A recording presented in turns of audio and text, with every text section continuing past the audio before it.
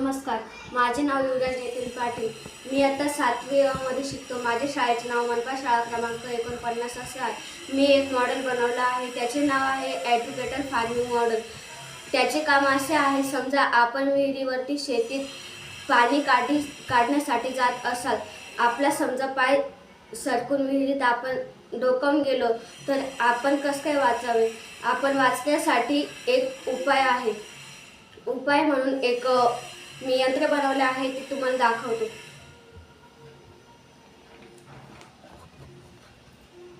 आता मी दाखवतोय. असं जर झालं म्हणजे पाणी निघायला लागलं म्हणजे याच्यात काय आहे, आपण एक मोटर टाकलेली आहे.